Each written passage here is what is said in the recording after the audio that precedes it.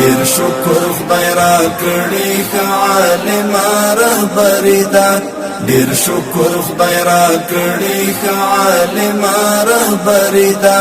خدمنا مهربانه او خادمه رهبري ده خدمنا مهربانه او خادمه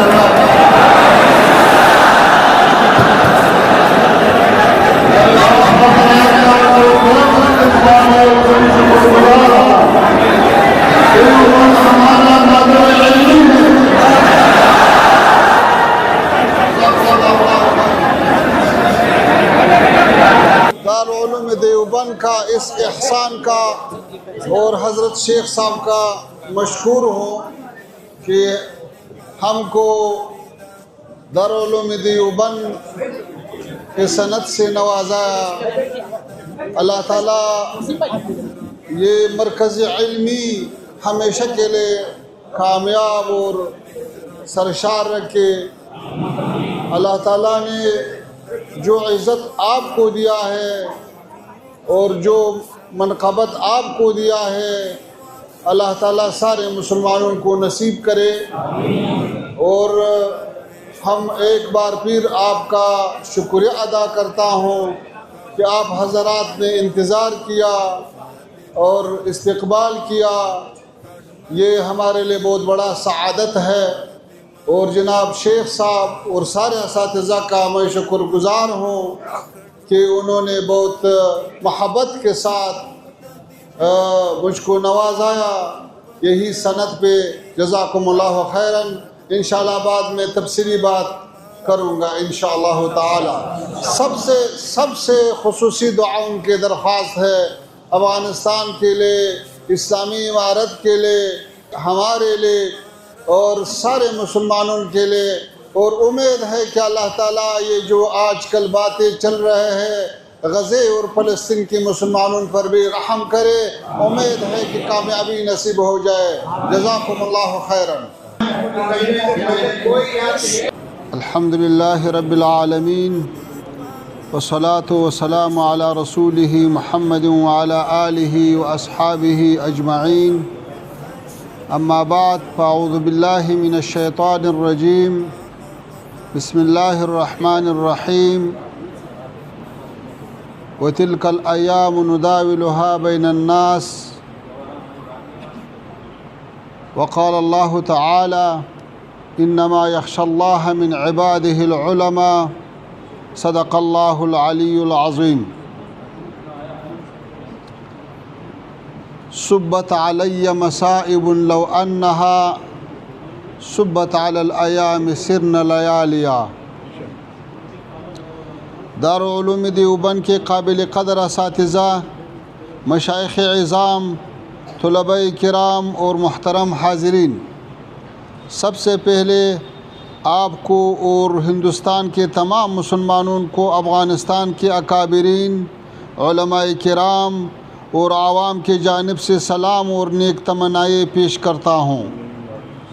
آپ کی باسعادت اور خوشحال زندگی کا طلبگار ہوں دارالعلوم دیوبند کے مؤسس مولانا محمد قاسم نانتوی رحمۃ اللہ تعالی علیہ اور دیگر اکابرین رحمہ اللہ تعالی کی خدمت میں سعدی شیرازی صاحب کا 2 شعروں کا نذرانہ پیش کرتا ہوں پشت دوتائی پلک راست شد از خرمی تا چو تو فرزند زاد مادر ایام را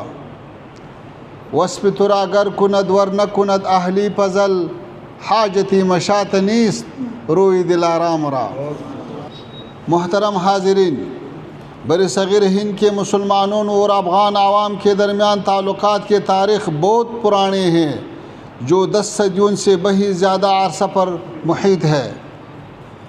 یہ صرف افغان سلاطین نہیں تھے جنہوں نے اسلام پہنچانے میں اہم کردار ادا کیا جن کے ناموں سے ہندوستان کے مسلمان واقف ہے بلکہ علمی لحاظ سے یہ تعلقات اتنے مضبوط ہے کہ ایک دوسرے سے ناقابل شکست ربط اور اتصال رکھتے ہیں اگر افغانستان کے علماء کرام مولانا عبدالحق محدث دہلوی امام ربانی شیخ احمد سرہندی حضرت شاہ ولی اللہ صاحب، مولانا امیر زاہد ہیروی صاحب، قاضی محب اللہ بہاری صاحب، مولانا خلیل احمد سہارنپوری صاحب، شیخ الہند مولانا محمود الحسن صاحب، علامہ انور شاہ کشمیری صاحب، مولانا اشرف علی تھانوی صاحب رحمہ اللہ تعالی، اور دیگر علماء کرام کے کتب اور علمی فیض سے اساتذہ استفادہ کرتے ہیں، اور ان حدیث کی روایت کے سند مولانا حسین احمد مدنی صاحب، حضرت شیخ الہند صاحب، مولانا رشید احمد گنگوہی صاحب، مولانا قاسم نانتوی صاحب، شاہ محمد اسحاق صاحب اور شاہ عبدالعزیز صاحب رحمہ اللہ تعالیٰ کے نامون سے وابستہ ہے، تو دوسری جانب ہندوستان کے اکثر علمی خانوادوں کے جڑے افغانستان تک پہنچتے ہیں۔ جس طرح کہ خواجہ معین الدین چشتی رحمہ اللہ جو ہرات کے چشت شریف سے تعلق رکھتے ہیں، نقش بندیہ سلسلے کے مرشد اعلیٰ امام ربانی شیخ احمد سرہندی جو مولانا فرخ شاہ کابلی کی اولاد سے ہے، اسی طرح مرزاہد ہیروی ہے جن کا اصلاً تعلق افغانستان کے علاقے ہرات سے ہے۔ یہ حقیقت ہمیں اس بات کی جانب متوجہ کرتے ہیں کہ افغانستان اور ہندوستان کے اسلامی سماج کے درمیان روابط صرف عقیدے، فکر اور منہج کے اعتبار سے نہیں بلکہ سیاسی، علمی اور تاریخی قابل فخر مشترکات کے اعتبار سے بہت مضبوط ہے۔ ابھی جب افغانستان میں اللہ تعالیٰ کے فضل سے اسلامی حکومت قائم، امن و امان قائم ہے، ملک کے تعمیر نو کے سلسلے میں علمی مراکز بھی اثر نو تعمیر کیے جا رہے ہیں اور حقیقی طریقے سے اقدامات کا آغاز کیا جا رہا ہے، چاہے کہ ہمارے اسلامی ملک اور دارالعلوم دیوبند سے اس طرح دیگر علمی اداروں سے جیسے بظاہر العلوم سہارنپور، ندوۃ العلماء وغیرہ کے درمیان تعلقات اور آمد و رفت بڑھ جائے تاکہ ایک دوسرے سے افادہ اور استفادہ آسان ہو سکے۔ دارالعلوم دیوبند کے کارنامے بیان کرنے لگ جائے تو شاید اس کے لیے یہ محفل کافی نہ ہو۔ مختصر اتنا کہوں گا کہ یہ دارالعلوم پوری امت مسلمہ خصوصاً جنوبی ایشیا کے مسلمانوں پر اللہ تعالیٰ کا بڑا احسان ہے۔ آپ جانتے ہیں کہ گزشتہ 2 صدیوں میں ہندوستان سمیت اسلامی دنیا کے اکثر ممالک مغربی استعمار کے زیر تسلط رہے۔ اس آزمائشی مرحلے پر مختلف قسم کے فتنے اٹھے، مگر سب سے خطرناک فتنہ مسلمانوں کے عقیدے، اخلاق اور ثقافت کے تحریف اور اس کے خاتمے کی صورت میں درپیش تھے۔ اس تاریکی میں دارالعلوم دیوبند نور اور ہدایت کا اوج سر چشمہ تھا جس نے مسلمانوں کے عقیدے، فتوا، فکر و ادب، دینی علوم، تصوف و عرفان، اخلاقی تربیت اور زندگی کے تمام شعبوں میں صحیح منہج متعین کر کے دیا اور اقوام کو گمراہی سے بچایا۔ دارالعلوم دیوبند کے مشائخ کرام کا بڑا کارنامہ یہ تھا کہ ہر طرح کے تنگ دستی، غربت اور مشکلات برداشت کیے، مگر علم، فتوا اور دعوت اسلام کے حریت اور خود مختاری کا تحفظ کیا۔ اس دارالعلوم نے مسلمانوں کی دینی منابع کو نہ صرف استعمار کے اثرات سے محفوظ رکھا بلکہ افراط و تفریط اور مختلف منحرف گروہوں کے اثرات سے بچایا، جس کے برکت سے آج الحمدللہ ہم ایک خالص اسلامی منہج سے بہرور ہیں۔ دارالعلوم دیوبند نے مشکلات اور مصائب کے مقابلے میں 1.5 صدی کے بعد بھی اپنی اصلیت برقرار رکھی، اعتدال کا راستہ اپنایا، علمی امانت کے میراث کا تحفظ بھی کیا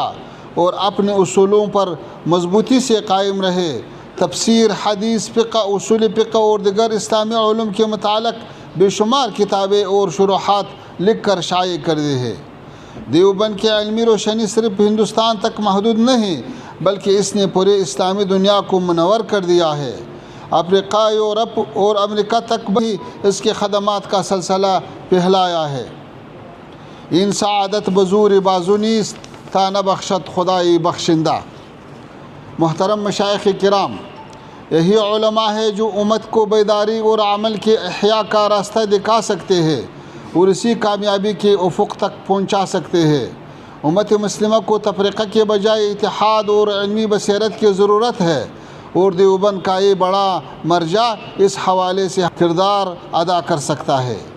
والسلام علیکم ورحمۃ اللہ وبرکاتہ. جزاکم اللہ.